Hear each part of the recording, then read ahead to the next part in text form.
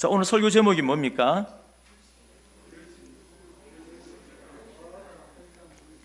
결심과 결단부터. 무슨 말이냐면 신앙은 어느 날 갑자기 확 성장하는 게 아닙니다. 성도님들 주일 예배 드리시는 모든 분들은 신앙 성장하고 싶은 마음이 있으시죠? 주일날 이 아까운 시간에 여러분이 여기까지 하나님께서 발걸음 인도해 주셨는데 신앙 잘하든 말든 이런 분 안 계세요. 다 예수님 닮고 싶고 천국 가고 싶고 사명 감당하고 싶고 열심히 성장하고 싶고 그런 마음은 다 있습니다. 자, 그런데 어느 날 갑자기 성장하는 게 아니에요. 갑자기 성장하는 것이 아니라 하나님께서 주시는 감동을 통하여서 어떤 마음이 우리 속에서 일어나는 과정이 있어야 되냐 하면은 바로 결심과 결단이 있어야 됩니다. 이게 신앙의 사람들을 쫙 보면은 어떤 계기가 있어요. 그리고 나서 하나님 앞에 결심과 결단을 합니다. 그리고 나서 실행에 옮기게 되고 하나님의 사역들을 하게 되고, 또 미리 말씀드리는데 목사님 결심해도 오래 안 가요. 괜찮아요. 이 느헤미야서도요 10장에 결심을 결단을 그래 많이 하는데, 이 느헤미야가 12년 동안 사역하고 나서 페르시아에 돌아갔다가 잠깐 다시 와보니까는 또 옛날로 돌아가 있어요. 그럼 괜찮아요. 또 뭐 하면 돼요? 또 결심, 결단을 하면 돼요. 우리는 로봇가 아닙니다. 하나님께서 주시는 마음 가지고 이 결심과 결단이 왜 중요하냐면은 우리가 어떤 일을 해 나갈 때 우리의 마음의 자세입니다. 하나님이 육신이면은 우리는 겉으로만 하면 돼. 근데 하나님께서는 영이십니다. 뭘 봐요? 저의 성도님들의 마음을 봅니다. 마음을. 그래서 우리의 결단과 진실한 결심은 매우 중요합니다. 마음의 자세는 매우 중요해요. 여러분 그렇지 않아요? 자, 여러분들 예를 들어 좋아하는 사람도 있고 싫어하는 사람도 있습니다. 여러분 이왕이면 다 좋아하시길 바랍니다. 소원하는 사람도 있지만, 근데 내가 좋아하는 사람, 내가 존경하는 사람은 뭐를 해도 어떻게 보여요? 이쁘게 보여요. 근데 내가 덜 좋아하는 사람은 어떻습니까? 뭘 해도 이상한 것 같아. 터집 잡을 거 없나? 잘못한 거 없나? 그러니까 우리 마음의 자세가 참 중요한 것 같아요.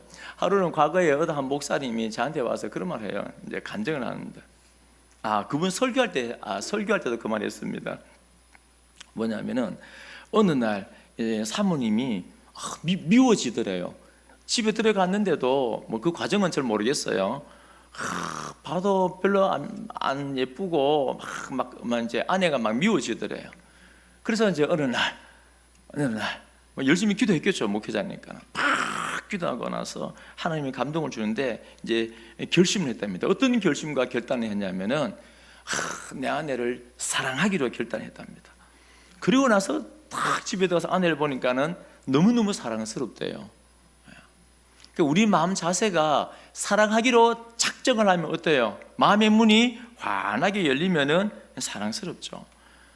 아직까지 이렇게 감이 잘 안 오시는가 봐요. 하나 더. 이제 우리 어른들 나이가 되면은 제 친구 목사님도 이제 나이가 이제 일찍 결혼한 분들에는 이제 자녀들 결혼시키잖아요. 딸이 이제 남자친구라고 딱 데리고 온 거예요. 그런데 남자친구는 누구든 간에 아무리 잘나고 아무리 능력이 있어도, 저는 딸이 없으니까 몰라요. 그런 마음을. 다 도둑놈처럼 보인대요. 그래, 남자친구라고 결혼할 사람이라고 탁 데리고 왔는데 도둑놈이 하고 속으로 있는 거예요. 그럼 밉단 말이에요. 이렇게 이쁜, 눈에 넣어도 이쁜 우리 딸내미를 가져가 데려간다고? 그런데 이제 둘이서 결혼하려고 탁 작정을 했어요. 고집을 피웁니다. 그러면 저요 이겨요? 부모님이? 아무도 못 이깁니다. 부모님은 져야지. 그러고 나서 이제 허락을 해요. 허락을 하고 나서 이 사위를 딱 보니까 어떻게 보였겠습니까? 너무너무 예뻐 보이는 거예요. 사랑스러워 보이고. 그게 뭐냐면은 그 사위가 바뀐 겁니까? 아니요. 우리 마음이 내 사위다 하고 사랑하는 사람이다 하고 마음이 바뀌면 어떻게 보여요? 예뻐 보여요. 그래서 우리가 하나님의 일을 하는 것도 막 억지로 뭔가 하고 갑자기 신앙이 성장하고 그게 아니고 하나님 앞에 이 결단과 결심이 굉장히 중요합니다. 마음의 문을 열고 전심으로 나아가는 게. 왜냐하면은 9장의 내용들이 쭉 나오는데 9장의 마지막 절과 10장의 전체 내용이 같은 거거든요. 우리 9장 마지막 절 우리 한번 읽어볼까요? 자, 같이 읽겠습니다. 시작.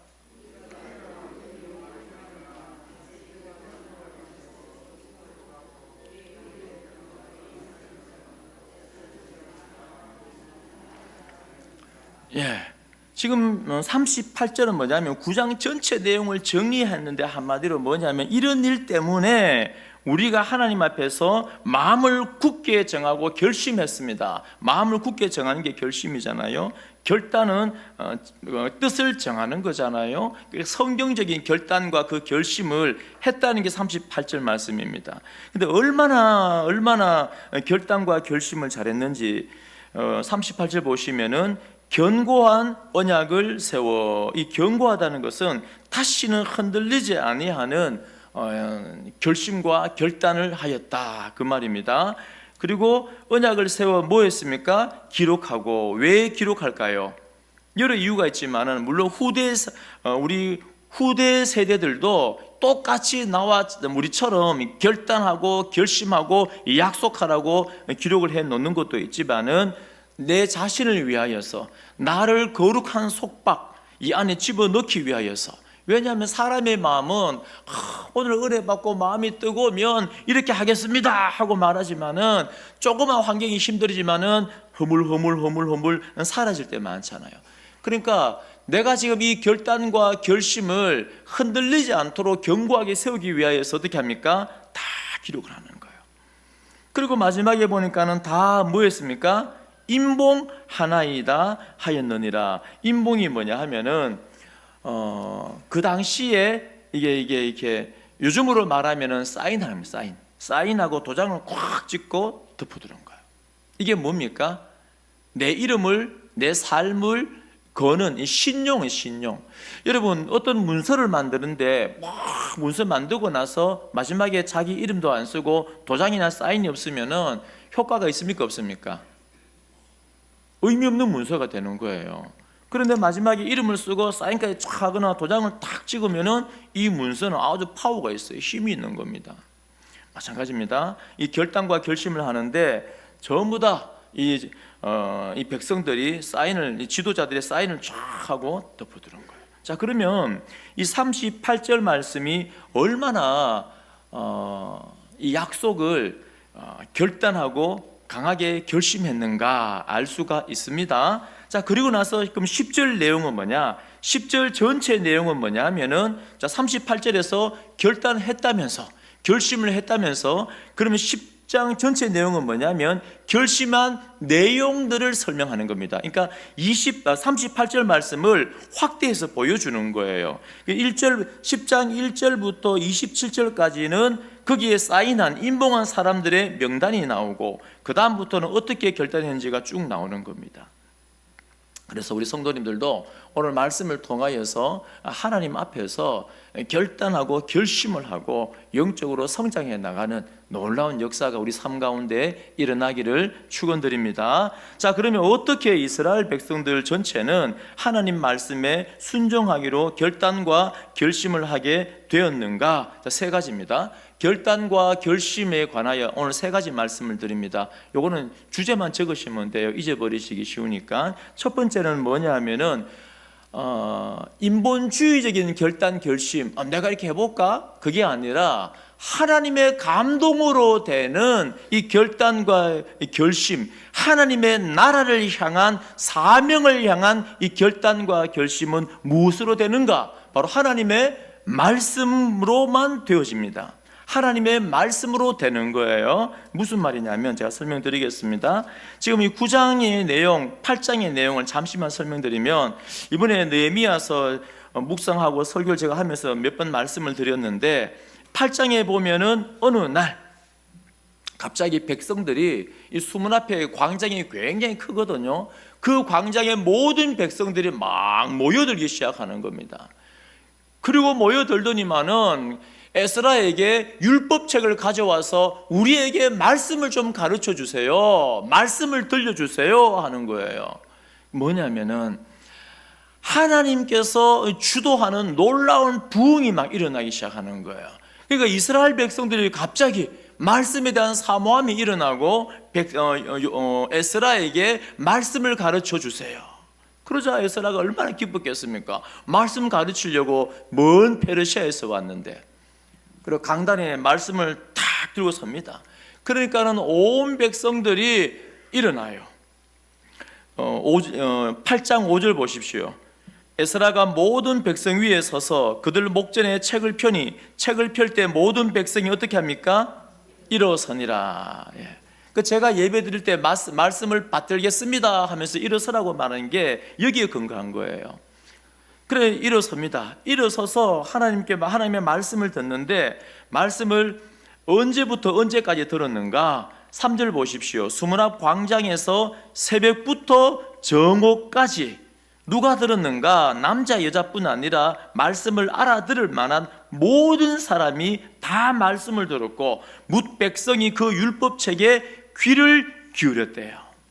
이걸 생각해 보십시오. 새벽부터 점심때까지 일어서서 하나님의 말씀을 대충 듣는 것이 아니고 귀를 기울여서 전심으로 말씀을 듣는 겁니다. 이게 하나님의 은혜예요.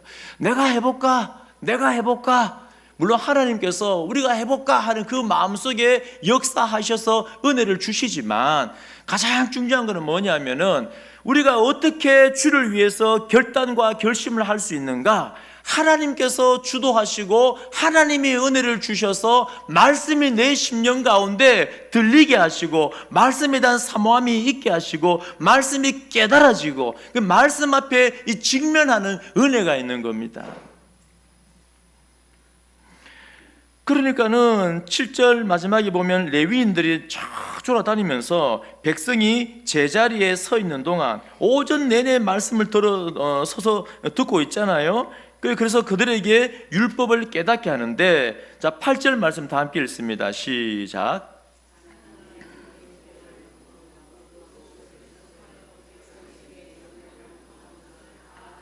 다 깨닫게 하니. 여러분, 이 은혜가 우리 모두에게 있기를 축원드립니다. 말씀에 대한 사모함이 있고 말씀이 들리고 깨달음이 있잖아요. 여러분, 그때 우리는 진짜 삶을 살게 되는 겁니다. 그전까지 사람의 삶은 진짜 삶이 아니에요. 왜냐하면 나의 영적인 좌표를 정확히 몰라요. 내가 어떤 존재인지, 내가 지금 뭐 하고 있는지, 내가 어떤 행동을 하고 있는지, 내가 지금 구원을 향하여 어디쯤 가고 있는지 모릅니다. 근데 말씀이 들리는 은혜가 있고 깨달아지는 은혜가 있으면은 내가 지금 서 있는 이 자리에 영적인 좌표가 탁 찍혀서 내가 지금 어떤 자리에 서 있고 내가 지금 어떤 일을 하나님 앞에 행하고 있고, 그러니까 이성적으로 인본주의적으로 깨닫는 것이 아니고 하나님 앞에서 객관적으로 하나님의 관점에서 내 삶이 보이는 거예요.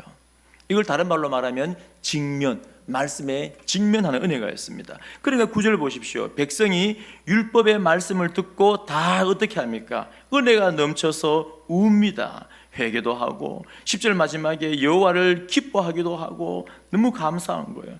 17절에도 보시면 마지막에 이에 크게 기뻐하고, 그리고 백성이 말씀이 임하니까는 내 영적인 좌표를 깨닫게 되니까는 9장 전체 내용이 뭐냐면은 하나님에 대한 회개고, 단순한 회개가 아니라 하나님이 우리에게 아브라함 때부터 아브라함을 불러서 아브라함이 되게 하여서 그때부터 지금까지 얼마나 많은 은혜를 주셨는가가 쫙 파노라마처럼 나와요. 하나님의 놀라운 은혜를 말씀을 통하여 깨닫게 됩니다.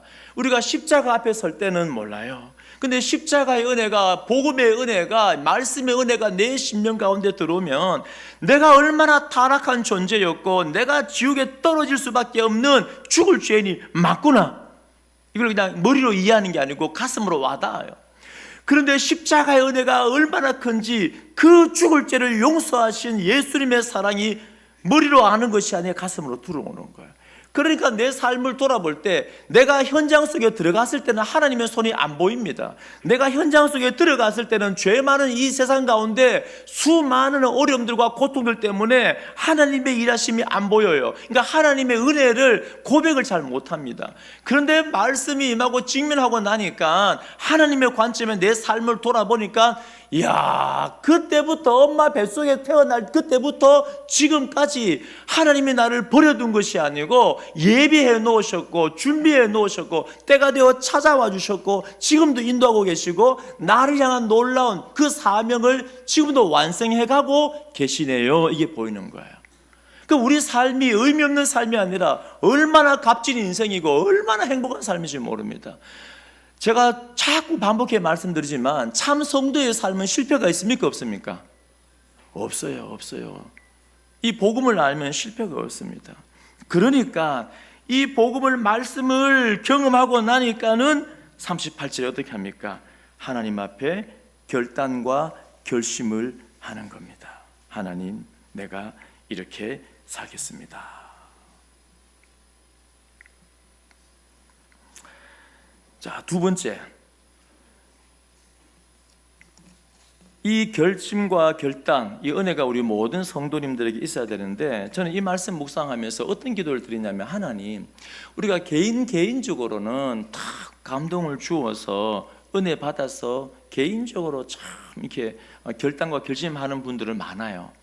근데 이 1907년도, 1903년도 이 땅 가운데 일어났던 놀라운 이 대부흥의 역사는 한 사람 한 사람이 아니고 이 공동체 전체가 이 말씀 앞에 서고 공동체 전체가 하나님 앞에 결심과 결단을 하는 거예요.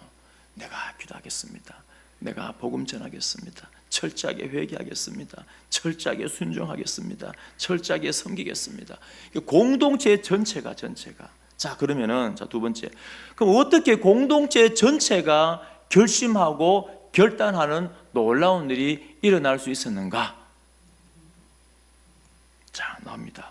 38절 보면 누가 임봉합니까? 이 약속을 누가 합니까? 38절에 9장 방백들과 레위 사람들과 제사장들이, 다시 말해서 하나님 앞에 약속을 하고 결심을 하고 이 결단을 하는데 누가 먼저 하냐면은 모든 지도자들이.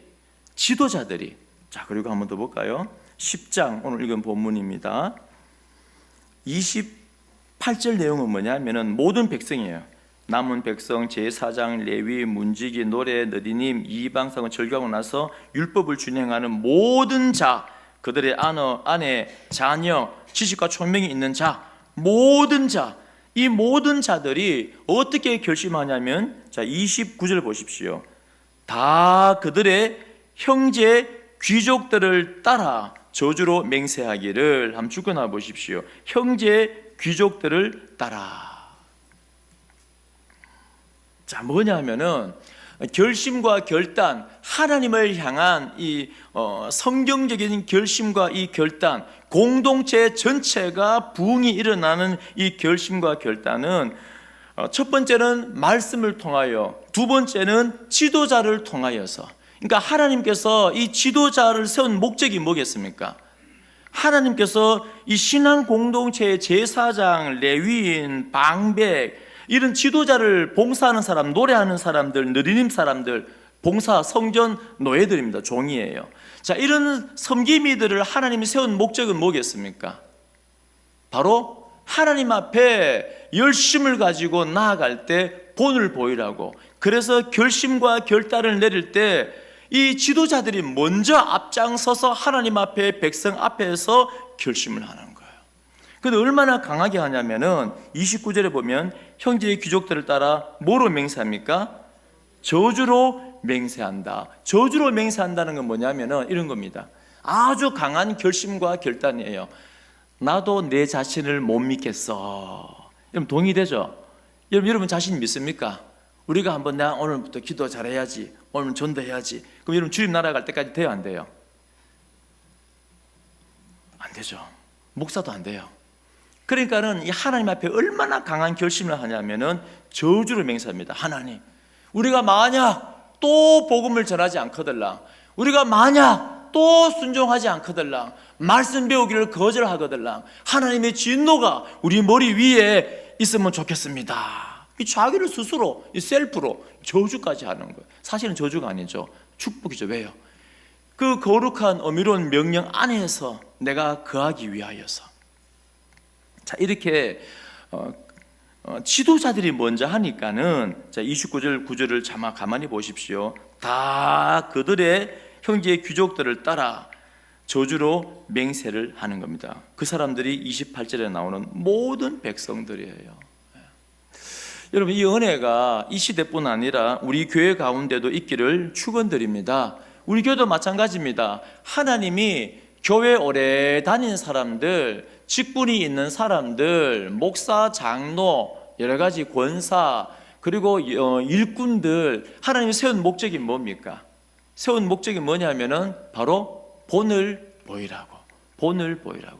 먼저 섬김의 본을 보이고, 먼저 사랑의 본을 보이고, 먼저 열정을 가지고 결단하고, 먼저 말씀 배우고, 먼저 기도하고. 그러니까 공동체 전체가 언제 부흥하냐면은 하나님이 세운 그 지도자들이 사명을 깨닫고 그 지도자들이 먼저 하나님 앞에 엎드릴 때 어떻습니까? 모든 공동체는 따라해요. 이건 굉장히 자연스러운 겁니다. 도둑의 일을 하는 어느 아버지가 자녀들에게, 얘야, 나는 어쩔 수 없어. 남의 물건을 훔치지만 너희들은 훔치면 안 돼. 나는 어쩔 수 없이 알코올에 중독되어 있지만 너희들 술을 먹으면 안 돼. 그러면 그 자녀들이 지킬까 안 지킬까요? 안 지켜요. 여러분, 이게 자녀들을 가만히 보면은 아들은 아버지 닮습니까 안 닮습니까? 닮죠. 생긴 것도 닮고, 걸음걸이도 닮고, 사고도 닮고, 생각도 닮고, 다 닮아요. 다 닮아요. 물론 다른 것도 있지만은, 왜냐하면 자녀는 아버지의 등을 보고 자랍니다. 그래서 늘 불평하는 그 가정을 보면요, 그 자녀들도 항상 생각이 부정적이에요. 그런데 환경이 힘들어도 늘 감사하고 기뻐하는 가정이 있잖아요. 그러면 어떻습니까? 자녀들도 힘든 환경 가운데 감사해요. 어느 한 분이 그런 말을 합니다. 목사님, 제가 참 어릴 때 우리 가정이 너무 힘들었어요. 너무 힘들었는데 우리 아버지는 그런 힘든 과정 가운데서도 밖에 나가 들어오실 때는 삼겹살을 사왔대요. 아무리 힘들어도 우리가 먹고 힘내야지. 어릴 적에 이걸 본 거예요. 그러니까 그 친구는 지금도 살아가면서 힘든 일이 있으면은 주눅 드는 것이 아니고 어떻게 합니까? 삼겹살 사와서 구워 고기 파티를 해요. 제가 그 말을 들으면서 참 은혜가 되더라고요. 은혜가. 그러니까 자녀가 부모의 등을 보고 자라잖아요. 우리 젊은 세대들도 누구의 등을 보고 자랄까요? 우리 어르신들의 등을 보고 자랍니다. 우리 어르신들께서 이렇게 기도를 열심히 하고 인자한 표정을 가지고 우리 아이들 먼저 인사해주고 등을 두들겨주고, 그래도 인사 안 하면 짜장면 한번 사주면 평생 인사해요. 이 수지 맞는 장사죠. 짜장면 한번 사주면 그거 평생 인사합니다. 한 번, 두 번이 아니고 볼 때마다 장로님, 목사님 하고 막 뛰어와서 인사해요. 그렇게 이제 영적인 어른, 이 시대는 어른이 귀하잖아요. 어른이 있어요. 어른 뒤에서 든든하게 서 있는, 때로는 모른 척 해주고 속아주고 인내하고 기다려주고 괜찮아 다 품어주는 그런 어른들이 계셔야 되거든요. 그런 어른들이 있으면은 젊은 세대들은 자연스럽게 배운단 말이죠. 자, 영적인 원리도 마찬가지입니다. 어떻게 해서 이런 놀라운 백성들 전체가 이 대부흥의 역사가 일어났는가?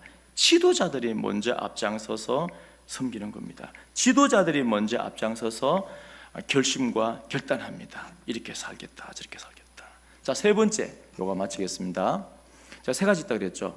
결심과 결단에 관하여. 첫 번째, 성경적인 결심과 결단은 내 스스로 됩니까, 안 됩니까? 안 되죠. 뭘 통해서 됩니까? 말씀을 통하여 직면할 때. 두 번째, 누구부터 돼야 됩니까? 지도자부터. 아버지부터, 연장자부터, 직분자부터. 자, 세 번째입니다. 결심과 결단, 이것도 적어놓으시고 주제는요. 결심과 결단은 자, 구체적이어야 합니다. 자, 하나님이 주신 결심인가? 내가 그냥 내 감정의 결심인가? 이게 어떻게 차이가 나냐면은 내 인간적인 인본주의적인 감정의 그런 결심들은 항상 보면은 구체적이지 않습니다. 구체적이지 않아요. 두리뭉실하게 하나님 은혜를 주시네. 그러면 내가 열심히 한번 해봐야지. 이걸로 두리뭉실하게. 왜 우리가 두리뭉실하게 결단할까요? 물론 우리가 잘 몰라서 그럴 수도 있지만은 영적으로 보면은 죄송합니다. 안 지키려고 두리뭉실하게. 왜요? 그때 하나님의 감동을 주는데 지키려니까는 아이고 막 힘들 것 같고 두리뭉실하게 지키는 것도 아이고 안 지키는 것도 아이고. 자, 그런데 결심과 결단은 구체적이어야 됩니다. 자, 보십시오. 지금 10장 1절부터 27절까지는 결단한 지도자들의 명단이 나와요. 여러분들도 하나님 앞에 결심하고 결단할 때 말씀 앞에서 하나님께서 하나님의 생명책에 우리 이름들이 다 기록된 줄을 믿으시기 바랍니다. 그리고 28절부터는 뭐가 나오냐면은 구체적으로 어떻게 30절부터 어떻게 결심하고 결단을 내렸는가, 그 내용이 나옵니다. 한번 볼까요? 30절의 내용은 뭐냐면 딸들을 이 땅 백성에게 주지 아니하고 우리의 아들들을 위하여 그들의 딸들을 데려오지 아니하며. 자, 이 내용은 에스라서부터 느헤미야까지, 스룹바벨, 에스라, 느헤미야까지, 그리고 올라가면은 사사기부터 시작해서 계속 나오는 겁니다. 계속 나오는 거예요. 그 뭐냐면은 그 당시에 많은 사람들은 자꾸 이방 사람들하고 뭐합니까? 이 교제를 나누는 거예요. 왜 그러냐 하면은 이제 이방 사람들하고 같이 살다 보니까는 그들과 자 평화롭게 지내면 좋잖아요. 안 싸우고 지내면은 좋잖아요. 그러니까는 나중에는 어떻게 하냐면은 내 딸을 주고 며느리를 데려오고 또 사위를 받고 이방 민족들하고 그러다 보니까는 섞여버리는 거예요. 그런데 하나님은 율법에 의하면은, 말씀에 의하면은 절대 성도의 정체성은 이 거룩에서 드러납니다. 거룩이 뭐냐면은 항상 말씀드리잖아요. 구별된 거예요. 구별된 거. 우리는 세상 속에 들어가 삽니다. 사명 때문에. 그러나 세상 속에 들어가지만은 세상과 섞이지 않고 구별되게 삽니다. 거룩한 백성이에요. 근데 그 당시에 많은 사람들이 아이고 막 좋은 게 좋은 건데 안 싸우면 좋잖아, 사이좋게 지내면 좋잖아, 평화가 좋잖아. 여러분, 성경이 말하는 평화는 이런 인간적인 평화가 아닙니다. 때로는 싸움이 나고 분쟁이 나지만은 하나님의 말씀을 지켜나갈 때, 초대교회 많은 사도들이 복음을 전하면서 평화가 있었습니까? 세상에서 많은 평화가 없죠. 때로는 여러분, 예수님 말고는 구원이 없습니다. 이 말은 세상 사람들에게 굉장히 비상식적인 말입니다. 독선적인 말이에요. 어디 그런 말이 있습니까? 우리는 참 지식인 아닙니까? 21세기에 살잖아요. 교양이 있어야지, 교양이. 그러면 세상 사람들에게 가서는 맞아요. 우리가 교양이 있어야죠. 부처님도 잘 믿고 뭡니까? 조로아스터교도 잘 믿고, 알라신도 잘 믿고, 하나님도 잘 믿고, 우리 성당다님 분들 마리아한테 기도도 잘하고, 우리가 올라가는 길은 다르지만 꼭대기에 다 가보면 다 똑같다, 이렇게 말해야지 세상 사람들 좋아하잖아요. 그런데 아니요 미안한데 마리아는 우리하고 똑같은 사람이에요. 그거 왜 기도해요? 그러니까 헬라의 여신 사상이 기독교 안에 들어오면서 기독교도 여신이 필요하다, 이게 마리아거든요. 그러니까 마리아를 신격화시켜 놓은 거예요. 그런데 아니요 마리아를 믿고 마리아께 기도하는 건 이단이에요. 이렇게 말하면은 성당 다니는 사람 기분 좋아요, 나빠요? 한대 맞아요. 고타마시타르타는 참 똑똑한 사람은 맞는데 그 사람은 우리의 구원자가 아니에요. 우리와 똑같은 사람이에요. 기분 나빠요. 오직 예수님만 우리의 구원자입니다. 이거 평화 아니에요. 독선적인 겁니다. 그러면 하나님 앞에서 평화가 뭐냐? 우리는 진리는 고독하고 외로워요. 우리는 이 세상 가운데 진리를 붙들고 살면서 수많은 핍박과 어려움 가운데서 하나님이 주시는 그 마음, 하나님과 나하고 친밀한 관계, 평화의 관계, 그게 샬롬이에요. 세상이 주는 평화 아닙니다. 물질이 주는 평화 아니에요. 그러니까 이 시대 사람들은 뭐냐면은 좋은 게 좋은 건데 말라 싸우노. 잘 지내자. 죄도 잘 지내고 이방인도 모압도 잘 지내고 암몬도 잘 지내고 막 결혼하자. 그런데 말씀이 임하고 나니까 결심을 합니다. 결심은 어떻게 한다고요?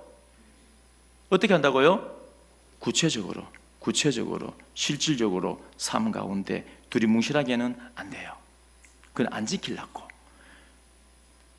그래서 가장 그 당시에 어려운 문제였습니다. 여러분, 이 문제 쉽지 않아요. 이미 내 며느리가 됐는데 보낼 수 있습니까? 어떤 비난을 받으려고? 이미 내 딸이 되었는데 보낼 수 있습니까?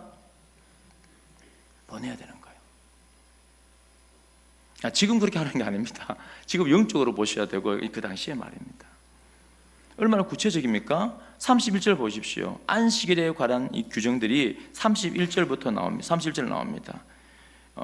안식일 개념, 그다음 안식년 개념, 안식일을 지키겠습니다.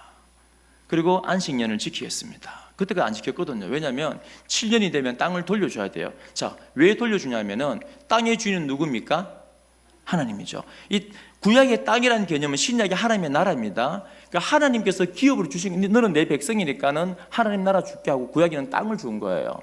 근데 먹고 살기 힘드니까 땅을 팔았어요. 그럼 안식년은 뭐냐면은 땅은 내 거 아니고 하나님 거기 때문에 7년째가 되면 땅을 다시 하나님께 돌려줘야 돼요. 그 사람에게. 왜? 하나님의 나라를 빼앗을 수는 없잖아요. 기업을, 하나님이 주시는 기업을 빼앗으면 안 되잖아요. 그런데 그 당시에 이걸 안식년을 지켰을까요? 안 지켰을까요? 안 지켰어요. 왜 안 지켰느냐? 기득권은 가진 자가 다스리잖아요. 가진 자들은 땅을 빌리지 않습니다. 땅을 사지. 땅을 팔지 않습니다. 가진 자들은. 왜 이 작은 나라에, 우리나라가 얼마나 작아요. 근데 돈이 얼마나 많아요. 우리나라는 너무나 돈이 많기 때문에 잘 사용하면은 전 도시가, 전국이 서울처럼 수도화가 다 될 수 있어요. 근데 왜 자꾸 서울만 땅값 올라가고 서울만 모여 있습니까? 모든 부처가 왜 서울만 있습니까? 가진 자들이 거기 있으니까. 안 되는 거예요. 쉽게 생각하면은 간단합니다. 흩으면 되고, 우리나라는 돈이 너무 많아. 잘 쓰면은 우리나라 전국이 서울처럼 될 수 있어요. 안 돼요. 가진 자들 때문에. 그 당시에 그랬습니다. 그런데 말씀이 임하니까는 어려운 결심을 내리는 거예요. 이 가진 자들이 어떻게 합니까? 귀족들이, 지도자들이 내가 땅을 샀는데 돌려주겠다. 멋지지 않아요? 내가 희생하겠다는 거예요.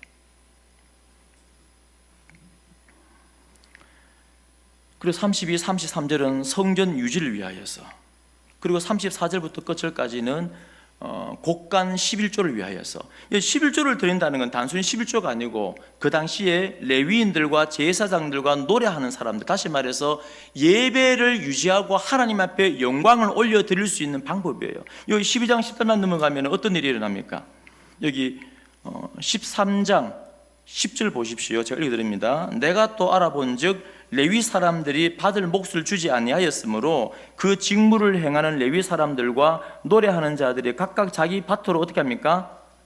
도망해 버렸습니다. 그래서 느헤미야가 모든 민장들이 꾸짖어 이르기를, 이 쉽지 않는 거예요. 왜냐하면 물질에 관계된 거는 아이고 11조 의회 드리는 아깝게 10분의 1을, 첫 열매가 제일 맛있는데 이걸 어떻게 드리노?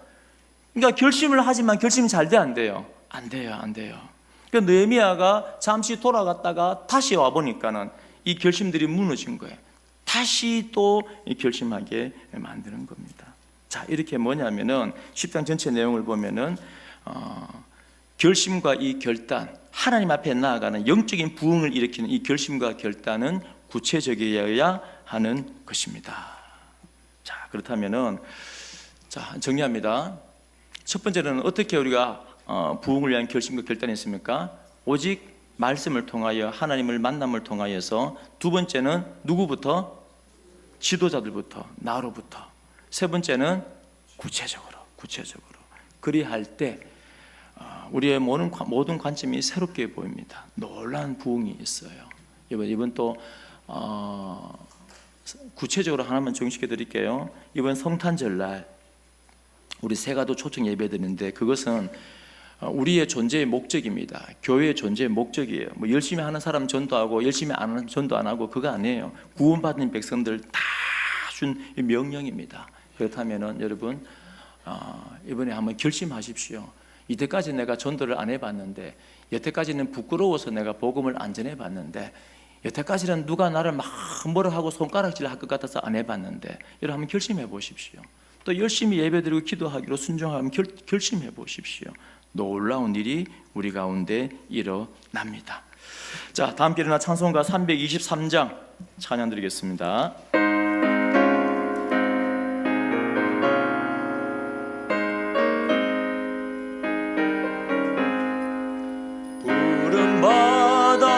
나선이 몸 어디든지 가오리다. 우나 즐거우나 주만 따라 가오리니 어느 누가 막으리까. 주민들 막으리까. 어느 누가 막으리까. 주민들 막으리까. 아무 골짜 빈들에도 복음 들고 가오리다. 소돔 같은 거리에도 사랑 안고 찾아가서 종의 몸에 쥐린 것도 드리리다. 종의 몸에 지닌 것도 아낌없이 드리리다. 존귀 영광 모든 권세 주님 홀로 받으소서.